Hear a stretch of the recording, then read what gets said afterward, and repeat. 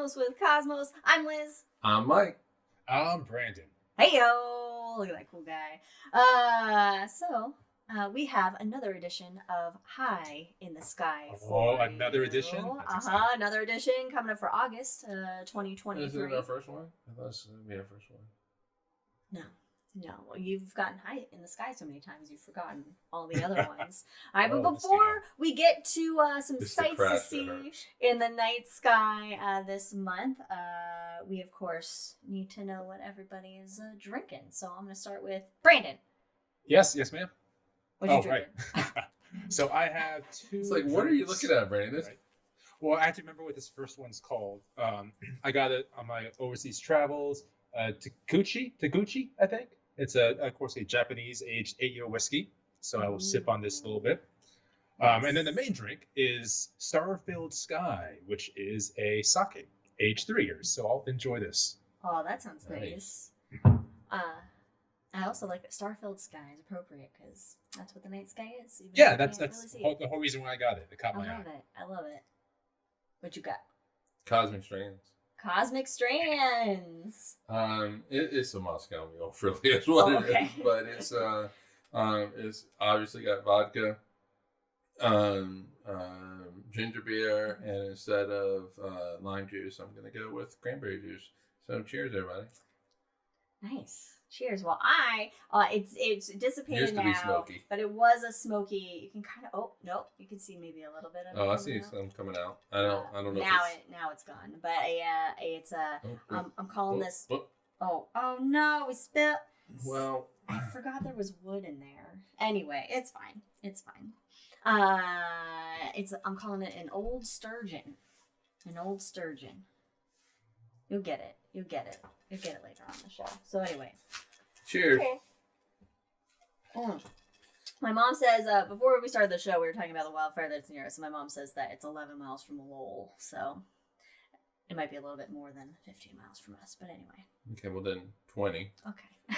It's not far. I was muted. That's okay. We were muted? I was. See, you know what? He's got to dust off the cobwebs. The cosmic strands of being off the show for a bit, being on assignment. Anyway, getting back to the show, we got our drinks. Follow us on all the things at Drinking Cosmos on Twitter, Cosmos with Cosmos, everywhere else. Check us out on Spotify and where you get your podcasts, or watch us be silly live on YouTube. We are very professional. We are not silly whatsoever. Professional. And also check out episodes of The Shot. Little shots of astronomy for you every other Wednesday on YouTube and via audio podcast versions. There will be one out the following Wednesday, not this coming Wednesday. I don't know the day. I should say dates because I don't know when people are watching this. So. On a Wednesday, be ready. Just on a Wednesday. Every week from Just be prepared. Every Wednesday, be prepared to take a shot every other Wednesday. with Cosmos. Meanwhile, if you're also perusing the internet around, then check out Wildixia's art, Wildixia on Etsy. She's got some great stuff. And Ron, MrProctorShow.com. Ron Proctor, cool guy, does cool stuff. He also has, I think, something like Proctor Creative or something he's doing with Blender tutorials he actually has that are out there. And I can't remember what his new website for that is. If you want to learn Blender, he's got a class coming up. Yeah, and then our good buddy Jack, who's hanging out in Joshua Tree National Forest right now. But when he gets back, and if you're in Iowa, the Council Bluffs area, check out Jack's Planetarium, RollingBluffsPlanetarium.com. If you're in that neck of the Midwest. Jack, drink a lot of water, man. Yeah, man, stay cool. 113. Stay cool. Drink a lot of water. Meanwhile, we have some rules during the show. If you hear a dog bark, I don't know why I got Southern all of a sudden, but that's what happened. If you hear a dog bark, take a drink. If there's any Lord of the Rings references or Star Wars references, take a drink, because we're nerdy like that. Anyone want to add anything else? No, we're good. No objections. Anytime Brandon shows up in the show, take a drink. There we go. Extra drink for Brandon appearing. All right, then let's. Anytime Brandon forgets how to do the podcast, operate. Like, how about anytime I forget how to operate the podcast? Anyway, All right. It's been a long 3 weeks. Well, let's get you high in the sky. That is for August 2023. What we have coming up here at night. Let's start with some constellations out there. In fact, I went out last night, spent a little chunk of time around the midnight hour with my camera practicing taking some night sky shots out on the deck of our house. Great. Now I got Billy Idol, Rebel Yell in my head. In the midnight hour. That's what joke? I didn't know what the song was called, but that's exactly what I would do. Okay. And I had a lovely view of just the Big Dipper hanging out in the north, and Cassiopeia on the opposite side of the Big Dipper in the north, so the northwest. It was behind a tree, but it was just rising above this tree, pretty high in the sky. Rising. Yeah, so I was trying to get some shots of that. So we'll see once I can get the photos off my camera and put them in the editor. We'll see what we can get out of that. But meanwhile, you can see both of those. One, the Big Dipper being an asterism, but the constellation is Ursa Major, which we've talked about a plethora of times on this show. We heard plethora a lot recently as a word, and so I'm just bringing it back. It's not plethora, it's plethora. You enunciate? Do I say it wrong? Plethora. I don't know. I always thought Plethora. You know what? I suppose there's a plethora of ways of saying it. Yes. See, you know what? It works. I'm sticking with it. So both of those. Well, we've heard it a lot in the past couple of days. We have. A plethorous amount. Anyway. Sorry, it sounds like a dinosaur. Plethorosaur. Plethorous. We got to get off this topic. I know. All right. So in the north, consistently throughout the year, no matter the month, you're going to find what is most recognizable as the Big Dipper, Ursa Major, and Cassiopeia. Now, depending on what time it is in the evening, it might be blocked by the horizon. And depending where on Earth you're at as well. Okay, in the northern hemisphere, let me specify. I discovered this year that the sky is very different in different parts of the world. Yes, because you've been to the southern hemisphere a lot. You've been able to see just a weird sky. It's like, where's the North Star? Oh, right. I'm dumb. There is none. So in the northern hemisphere, which is what we're going to primarily focus on, because that's where we live. That's that's main audience, and then that's also just the sky we see at night. So check those out. And they both circle the North Star, of course, Polaris. So the Big Dipper point, that's the last two stars at the edge of its bowl, point right at Polaris. Just follow them on till the next brightest star you hit. And bada boom, bada bing. There it is. Right. Podcast. Meanwhile, another constellation coming up here is a zodiacal constellation, if you will.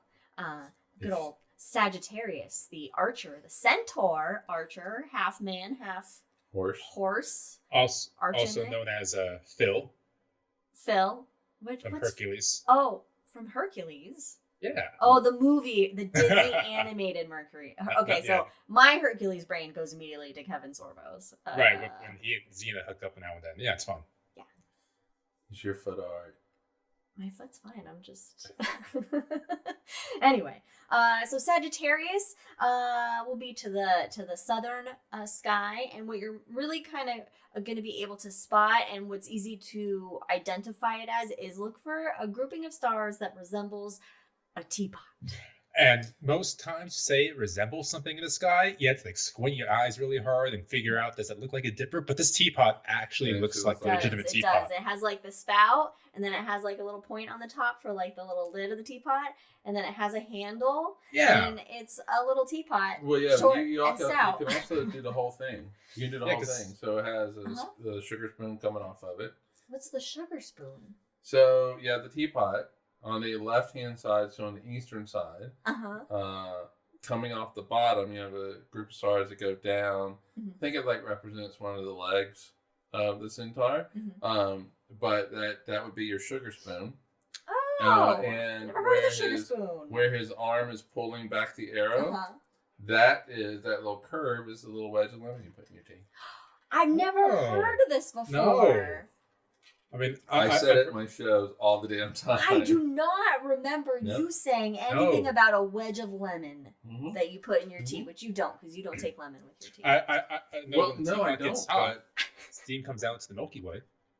Oh, the steam comes out. Oh, that's right. I would say that as well. And the steam coming out the... Oh, yeah. Yeah. The wedge of lemon, though. That's cool. Okay, so look for the teapot. There's no saucer, though. Oh, and if you want the actual teacup, that is the tail of Scorpius. Okay. Okay. All right. You guys never went to my shows, did you? No, we did. You never gave shows when we were there. Like, it was a big moment. We stopped what we were doing. We dropped. I've heard you talk about Sagittarius. This is the first time hearing that. That actually is. They would stop and go, Mike's giving the show. Oh, we got to go see him. In my last show, Liz is having a real-time conversation with Brandon, and I think you said it was, what would you say? It was something like classic Mike or something like that. And it was a classic Mike Planetarium. I was like Mike's shows just feel like there's a warmth to them you don't get anywhere else. Whatever. No, somehow it's different. Feels like home. Anyway. I'll pay you guys later for saying that. No. So, look for the teapot. Have a cup of... You know what? Go outside with a cup of tea. Oh, shit. That's good. But caffeine free, because otherwise you'll be staying up all night. Unless that's your goal. Because you want to stay up all night and look at the sky. Maybe you've crossed 12 time zones and you just need to revitalize your internal body clock. Yes. Anyway. Yes. So no one specific. Meanwhile, oh gosh, I added okay. Planets coming up at night. Where are we? Okay. Saturn is going to be visible throughout the entire month of August. It's going to rise early in the evening, and it's going to be up all night. Mm-hmm. It's going to be partying. See? It's had some caffeine-infused tea because it wants to stay up all night and hang out. Saturn's like, I'm here to party. It's here to party. Exactly. Night. Even though it's like isn't it like the old man of like all the... Kronos, yeah. Uranus, yeah. Yeah, so... Is that what he's supposed to be? Because I thought Saturn was supposed to be the Roman god of agriculture. Well, Saturn is Jupe's dad, if I'm not mistaken. I might have to do some further research and see. Yeah. Is Jack whining? Oh, I don't know. Anyway, all right. Thought I heard like a slight little dog whine. You're coming up with crazy stuff today. All right.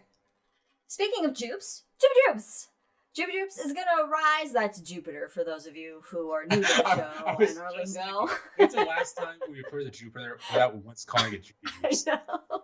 Even in the notes, it just says Jupes. All right, so Jupiter rises mid to late evening. So it's waking up a little bit after Saturn. All right, I wanted to sleep in a little bit more. Well, party's longer too. And it will also be up all night as well. It'll eventually join Saturn, and they'll have a big gas giant dance. Not literally. Oh, no. At the beginning of the month, Mars and Mercury will be very low on the evening horizon. The M&M twins, yes. The M&M twins, yeah. But yeah, if you're surrounded by mountains, you're not going to really see them. You really kind of need like a flat. So Phoenix, maybe. Joshua Tree. Yeah. Joshua Tree. Iowa. Iowa. Yeah, the flat places have the better chance of seeing Italy. Mercury. We can keep naming flat places on the planet. Antarctica is quite flat in some places. It's got big mountains, though. It does have big mountains. But it's also in the southern hemisphere, so I don't know. The ocean. The ocean. Oh, the ocean. Anywhere in the ocean. And you know, guys, what do we do? Just the Earth in general is pretty goddamn flat. So. It's turtles all the way down. Now, at the end of August, Venus will make her way up. Yes, thank you. She will be on the early eastern morning horizon at the end of August. So Venus is not hanging out with us anymore. Venus has set for our nighttime skies, so it's up during the day, but Venus isn't that bright. The sun still blocks it out. Basically, only the moon can supersede the strength of the brightness of the sun. and we can only see the moon can during the day. supersede the sun. Yes. I like how that sounds. Sounds like what would happen during an eclipse. Moon supersedes the sun. All right. I'm good with that. Checks out. All right, cool. Oh, cool. All right. Some other shit that's going to be happening. Aside from planets and constellations. But August, we will not have but one. But we shall have 2 supermoons in August. 2 supermoons. The first the first full moon of August, which is on August 1st, and it's called the Sturgeon Moon. That sounds a little fishy to me. Yes, exactly. I'm going to take a drink to Brandon's.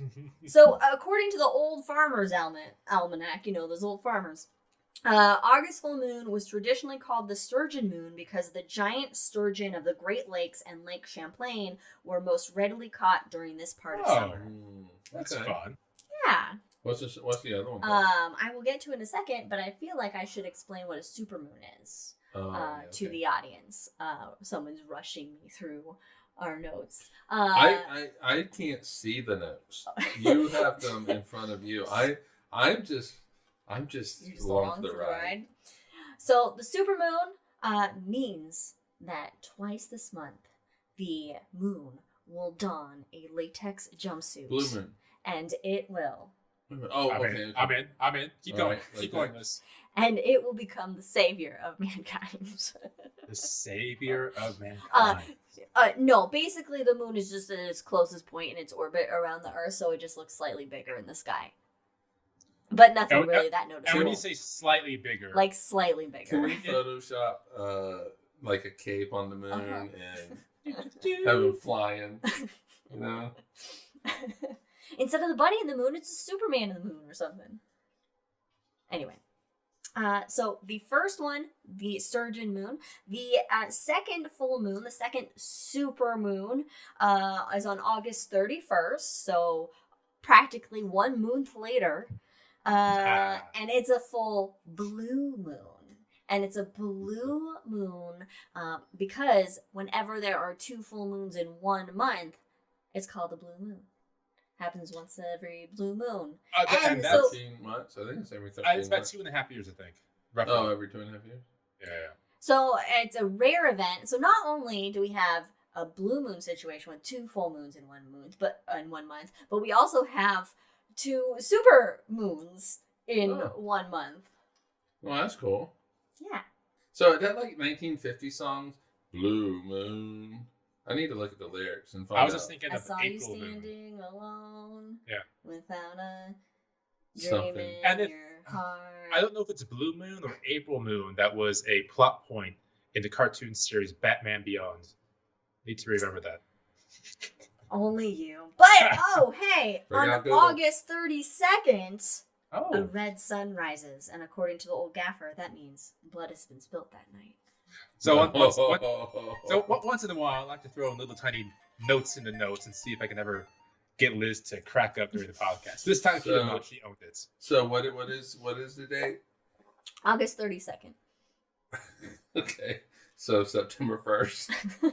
Oh, no. August 32nd. I'm very clear about that. August 32nd. Meanwhile. Oh, there's more. In the middle of the month, we have a fantastic light show that's going to appear. A glittering show of falling stars. That will be happening on August 12th and 13th. The Perseid meteor shower will peak. And it is one of the top meteor showers of the year.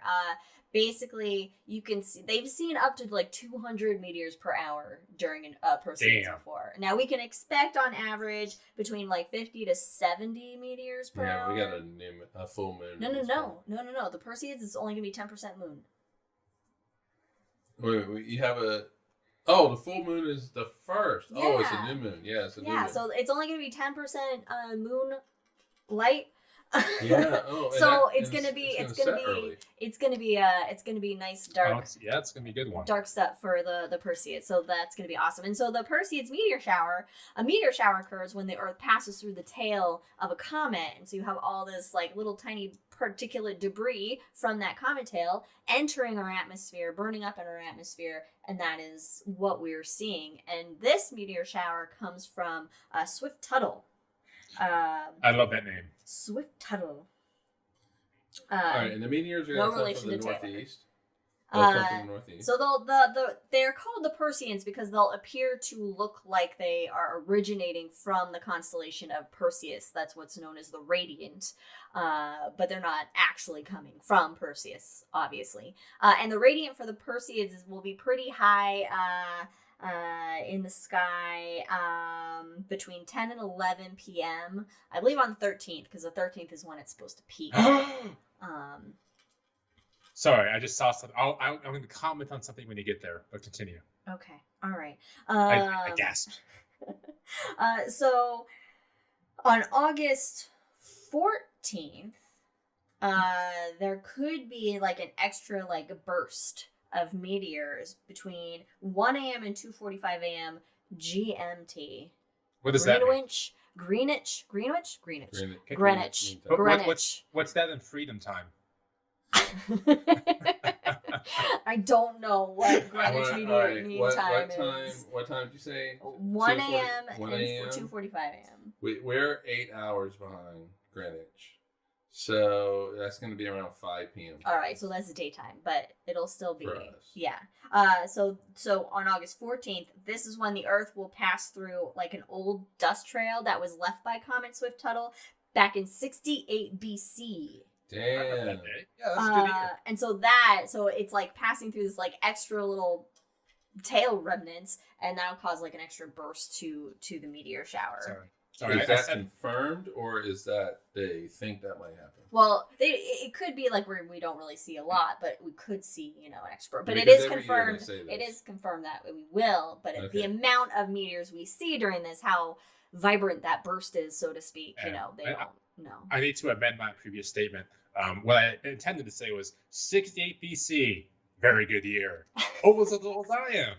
Oh my gosh! And we have so few of these. I gotta make up. I've been gone for like 6 years. All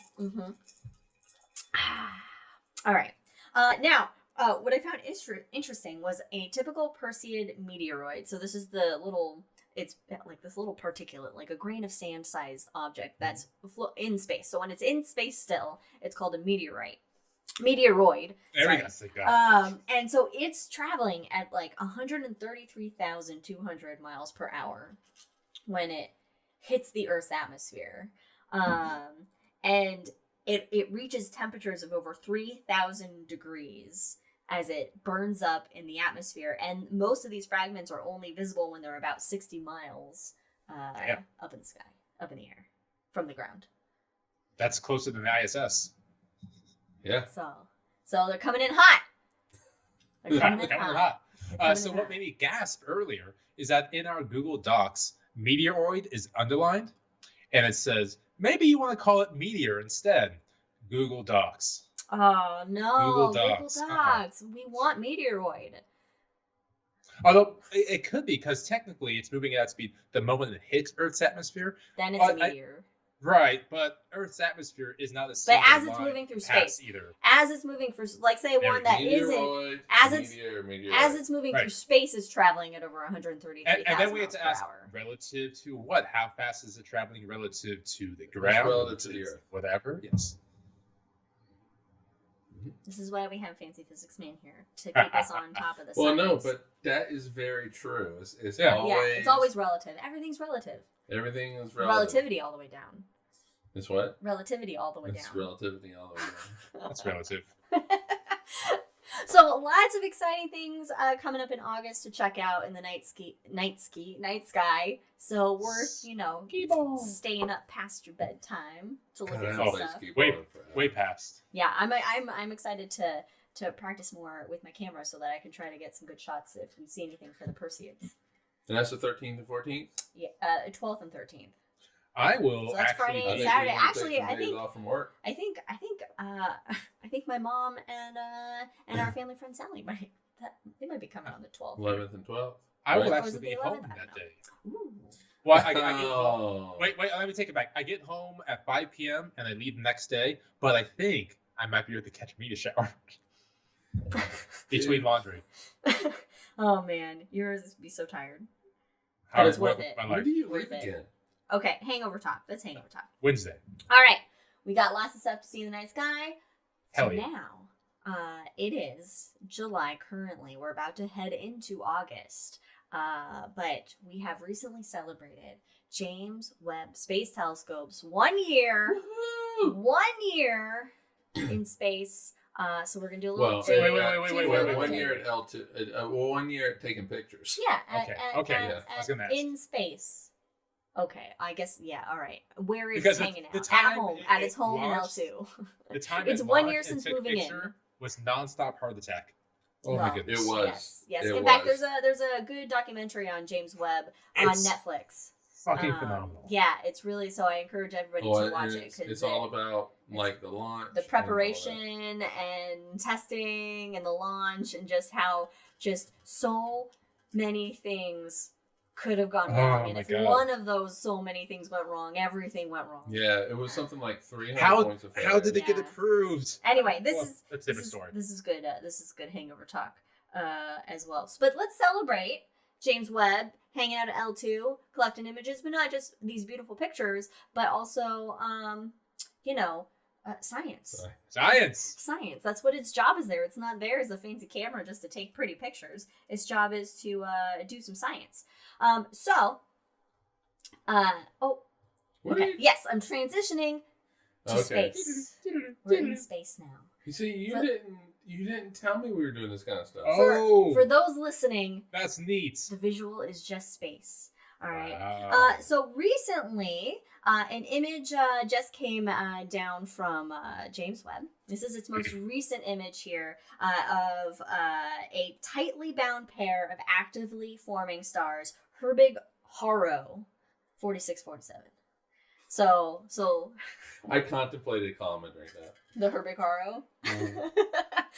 I don't know if I'm saying it right, Herbig-Haro, but essentially the two stars where you see the big there's like this big X. If you Google the image, there's a big X of like bright red in the center, and that's where those two stars are that are forming. And it takes stars millions of years to form, and these are only a few thousand years old.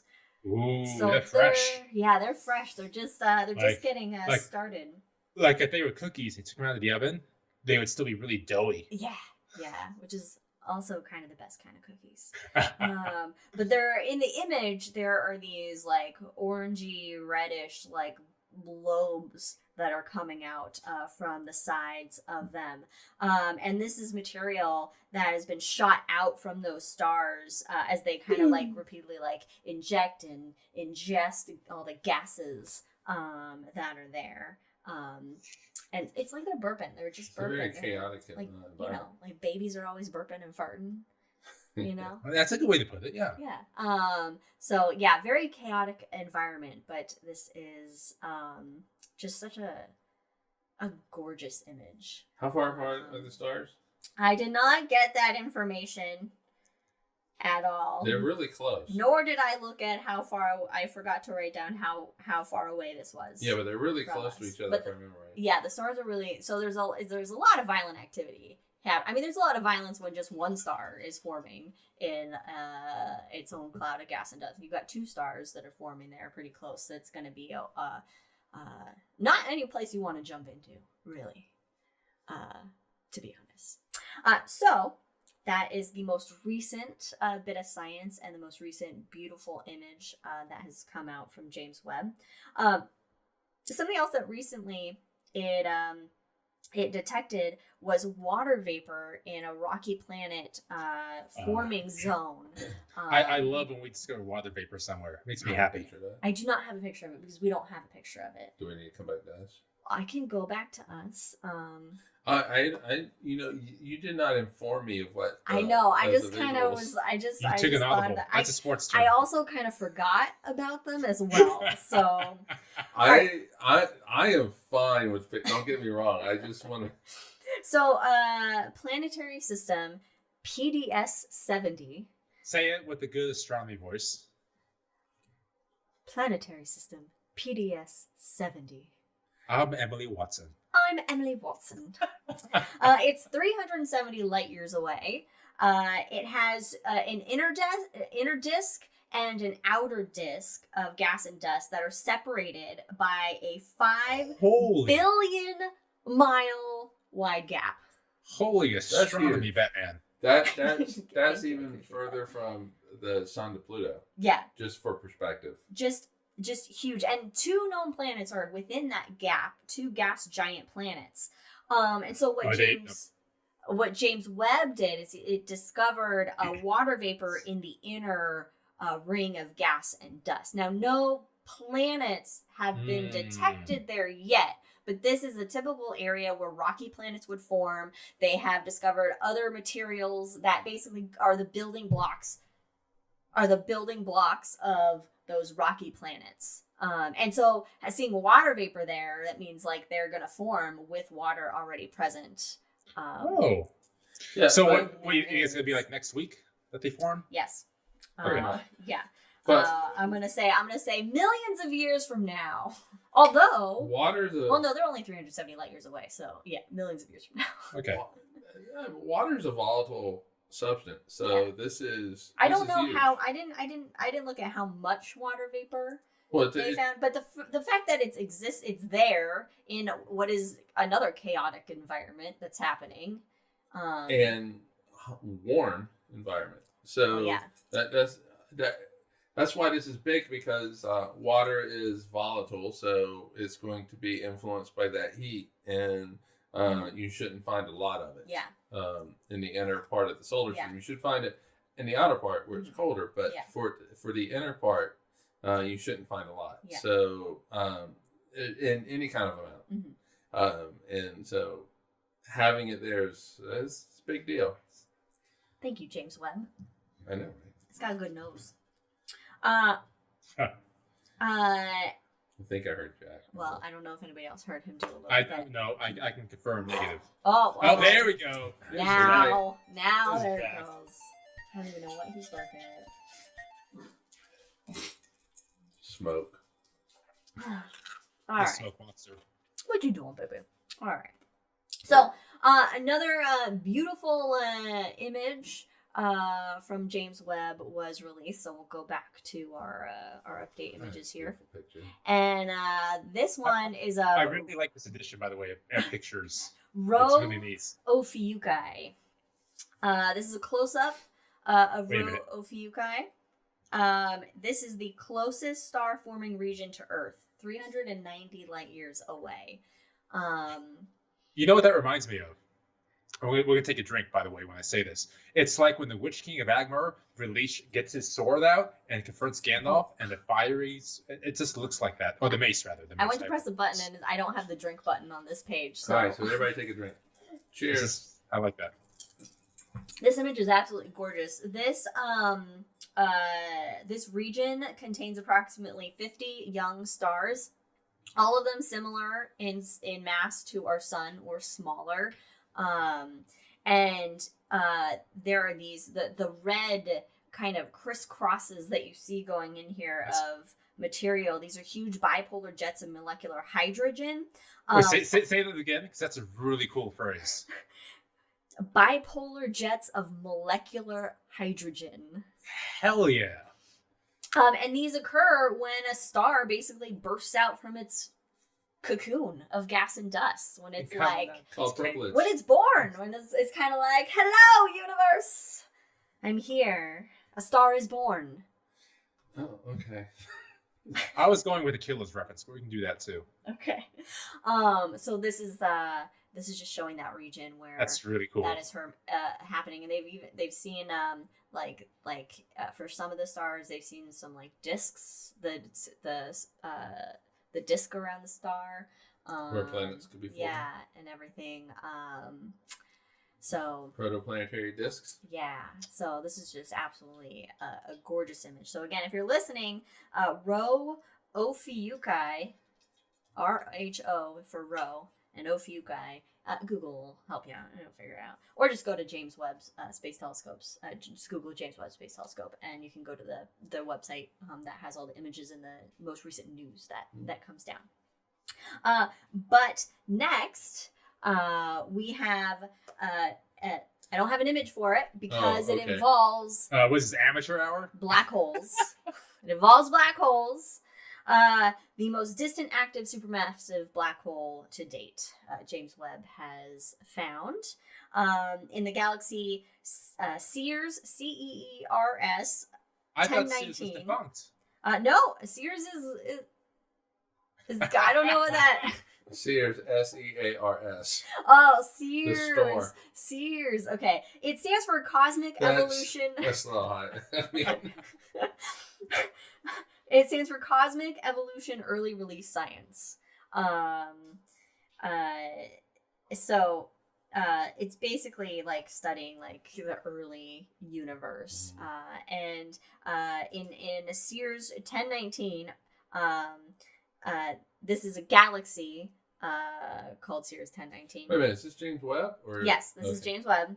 But this is the program. This is the study. Okay, got you. The program is the Cosmic Evolution Early Release Science. So they've discovered galaxies, and so they're the ones that they discover are Sears, and then they have like some number with them or whatever.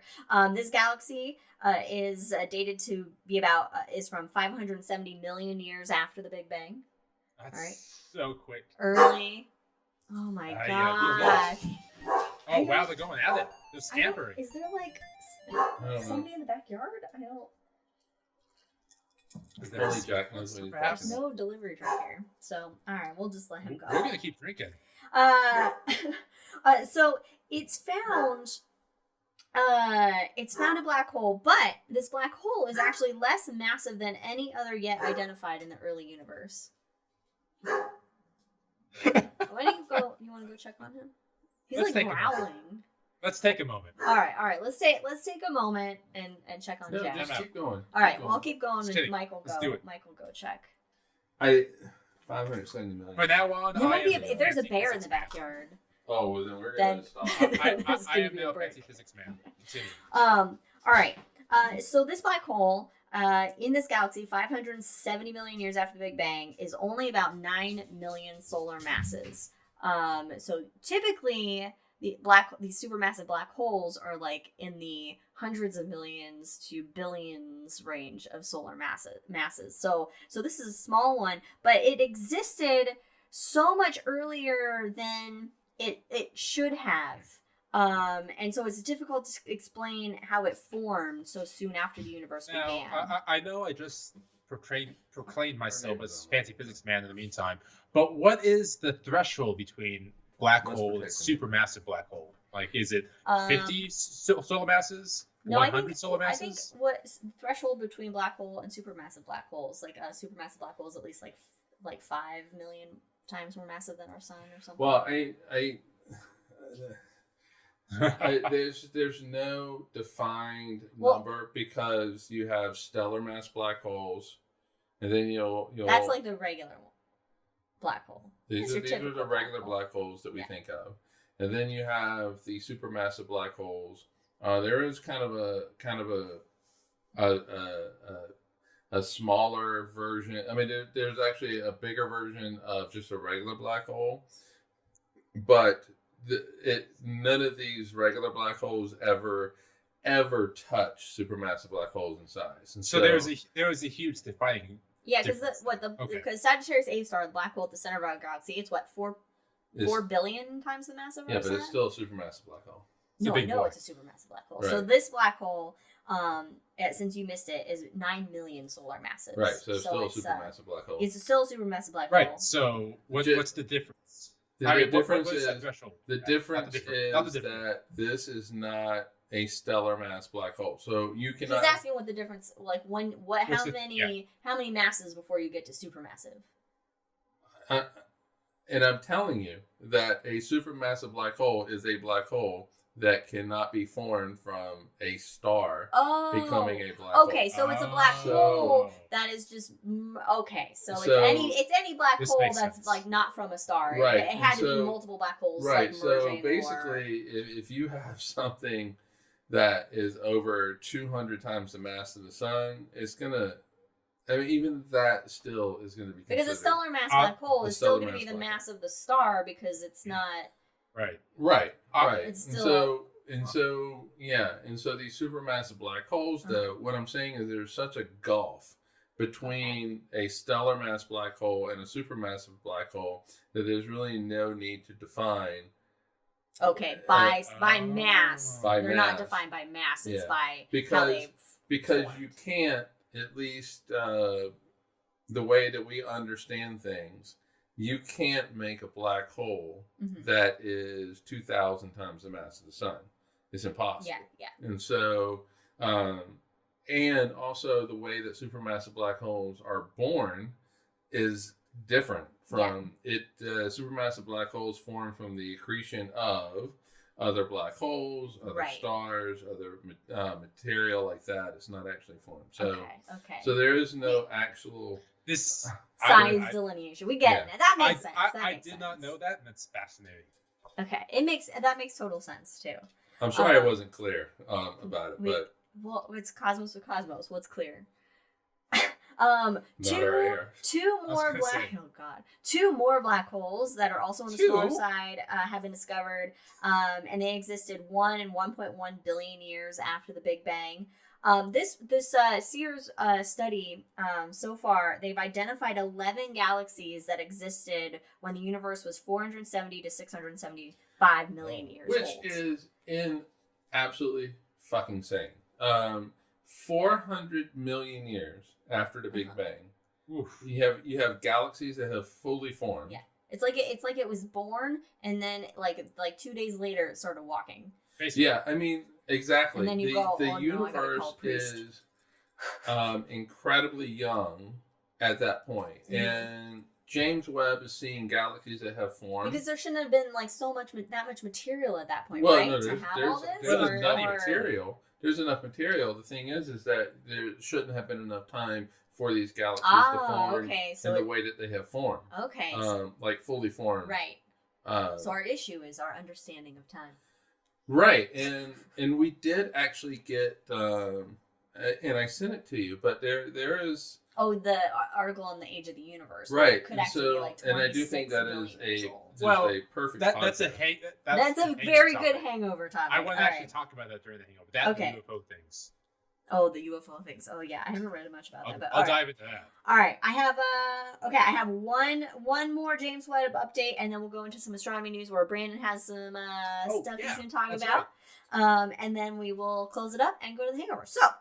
The last little image here for you from James Webb, and this is basically James Webb has identified the earliest strands of the cosmic web. Ooh. So the cosmic web, it's essentially like, imagine our universe being made up of sort of like this filament of galaxies. Strands. Strands. They're connected by like gas and dust between them, but then like you have strands. you have these voids in between them, like a spider web. Like think of a spider web, and then the gaps in between. I'm explaining for the audience that maybe doesn't know. No, they got you too. I think strands is what I have to deal with. All right. Man, this sake is really coming in strong today. So, all right. So you have strands of galaxies with voids in between them of nothingness. And then we say, hello, Brandon. Want to play a game? This is in our notes because I was typing out notes and then Brandon popped on, so then I started typing to him in the notes because Google Docs. Anyway, so what James Webb did is it discovered like this thread-like arrangement of 10 galaxies that existed just 830 million years after the Big Bang. So again, as we were previously discussing, that's still an early early universe. And this structure is 3 million light years long, and it's basically held together. It's anchored by this very luminous quasar, which is a quasi-stellar object, is its name, but it's really it's a voracious galaxy. It's a voracious young galaxy that's just so hungry. Nicely. It's like a teenager Quasi-stellar radio object. Ah, that's it. That's what the rest of it was. Thank you. That's why I have you here, to fill in the gaps in what I remember about things. So this filament will eventually evolve into a massive cluster of galaxies. And it's one of the earliest filamentary structures that people have ever found associated with a distant quasar. And this discovery comes from the ASPIRE project, which is a spectroscopic survey of biased halos in the reionization era. God, I love initialisms. ASPIRE. I love it so much. So their goal is to study the cosmic environments of the earliest black holes. And the program, it will observe 25 quasars that existed within the first billion years after the Big Bang, this is called the epoch of reionization. Epoch, okay. You said epic, like the Epic of Gilgamesh. I kind of got excited. Epoch. I don't pronounce things correctly. You surely do. There's a plethora of words that I don't pronounce correctly. I don't either. I'm going to blame it on my ears. But anyway, James Webb is just continuing to surprise and amaze. And I mean, it's just a year since it's hit its destination spot and started actively, doing shit. I'm sorry, I just laughed for some reason. It's only been a year. So and there's James so Webb many years left. There's just the amazing stuff that is going to come from James Webb is that is already coming. And then it's already coming. You can just the very first image, the James Webb, the deep field that James Webb took. If you listen to the scientists talking about it, they're like, it was actually the Korean one, but still, it doesn't matter. The first images, they were like, we don't know what this is. We have no idea what this is and what's going on. They were supposed to be just pictures to sate the public, and astronomers are looking at them like, oh my god, wait a minute. Like, they're getting science out of just these quick snapshots that were just to be like, here's what pretty pictures it can do. If you ever have the opportunity and to listen to a live webcast of scientists explaining or talking about the new discoveries, do it, because they're so excited. It's fucking adorable, and I love it. Like, anytime you can see a Mars rover land on Mars or something land on the moon, people get so excited and happy. It just makes your day. It makes you feel good. It makes you feel good for humanity. There's hope. There's hope, people. It's a fool's hope, but hope nonetheless. I'll drink to that. It is Lord of the Rings. I know. Now we get to see Brandon get really excited when he talks about some astronomy news. Especially since he was in that part of the world for some of this stuff. I was in the subcontinent. That's right. So just about 2 weeks ago, whenever we're recording this right now. Works. Yeah, however time works, on July 14th, India, the ISRO, launched Chandrayaan-3, which is a moon craft that will land in the southern pole of the moon. I like the term mooncraft. I don't know why I've never thought of the term mooncraft before. Yes, that's what it translates to. Mooncraft. It sounds really cool. I do. When's it gonna land? If I can ask real quick. When? Yeah. I think August 23rd. Cool, coming up. Yeah. So there are a couple of parts to this. There's, of course, the lander, which his name is Vikram, and the rover, Pragyan. I've said those terribly wrong. It's okay. As long as you're not giving anyone a thumbs up, you're fine. Different story about that. Join us in The Hangover. We hear brand new stories and giving the thumbs up in Bangladesh. So in any case, let's kind of backtrack a little bit. So this is Chandrayaan-3. That means there were two others behind it. So Chandrayaan-1 was actually launched over a decade ago in 2008. Oh. And it was a lunar orbiter going just around the moon, hanging out. And the Indian space program actually has done fantastic leaps the last 20 years. Like it's phenomenal to watch. Its rocket launches out of this like forest, this giant lush forest. It launches out of. It's gorgeous. Really? Yeah. Oh, that and JAXA, Japan, they have a great launch area. It's like a what do you want to call it? It's like a cove with waves lashing against the words I can't recall. But it's this ocean. It's a cove. It looks beautiful. And then Chandra 2 launched in 2019 and orbited the moon, and it's still orbiting to this day. And it's still getting science out of it. So there's still a lot of great science coming out. So yes, like Mike had asked, it's landing near the southern pole of the moon in August 23rd. And it has 3 main objectives behind it. Number 1 is take a drink because of Jack. Oh my gosh, Jack. I lost my control. Actually, that sounded more like a Leia bark, honestly. No, it was Jack. It was Jack? Okay. Jack's mad because I closed the door. What door? So he couldn't watch the neighbor. Oh. All right, so the first actual goal is to getting a lander to safely land on the moon. That's really the first goal. Right. That's everybody's primary a big goal when you're going there.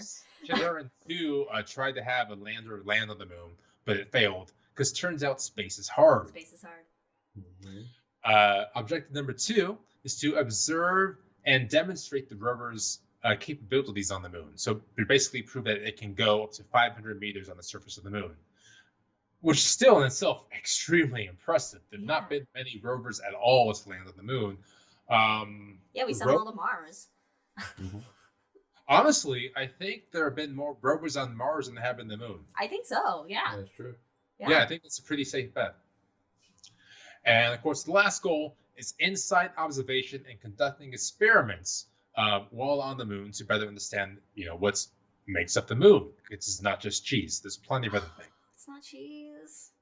Especially on the southern hemisphere, the South Pole, where they think lots of ice water maybe. So we definitely want to check that out. Have we had anything other than like an orbiter like LRO really studying like the southern part?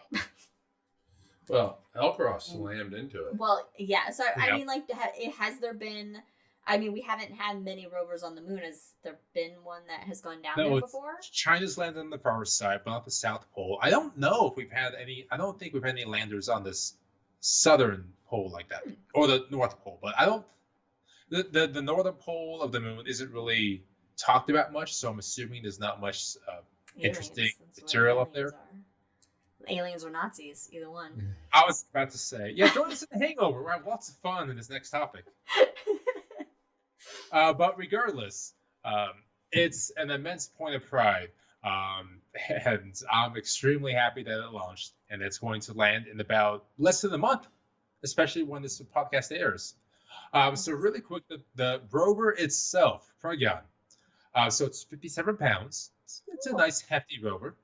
Okay, this is light, travels, 500 meters has about it. And it's supposed to last for about 14 Earth days, which, as we know from Spirit and Opportunity, can be significantly more. Decades. Right.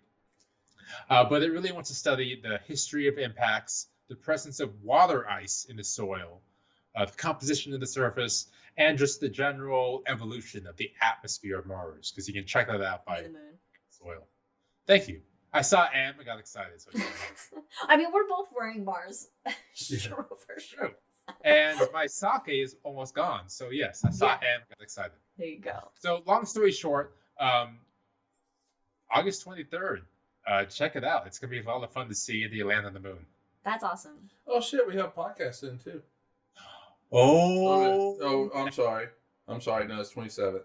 But we will know at that point. Yeah, that's exciting. It's good. It's good when there's other agencies and countries that are putting stuff out there, because that's more science for everybody. Yeah, it's more good stuff. It's more we know. The more you know. Yeah, I'm definitely excited when other space agencies get involved and do their thing. And I understand that like some people have this whole national pride thing, but whatever. Well, the NASA more wouldn't be able to people do shit involved, without the contribution of other countries and others and their smart people. Yeah. I mean, the more countries involved, the better. The more voices saying this is what we discovered. Wait, are you saying that diversity and inclusivity is important? Everywhere but Florida, apparently. So, on that note, thanks for joining everyone for this episode of Cosmos with Cosmos, High in the Sky for August of 2013. You can check us out on Twitter at Drinking Cosmos, Cosmos with Cosmos everywhere else. Listen to us on Spotify or anywhere you get your podcasts, or watch us on the YouTubes. And check out our little shots of astronomy called The Shot with Cosmos that come out every other Wednesdays. Thank you for joining us. And if you're with us now, stick around. We got The Hangover coming up next, and that should be fun, and we'll forget everything that we wanted to talk about for it. But anyway. Take a breath, Liz. We'll see you next time. Peace. Cheers.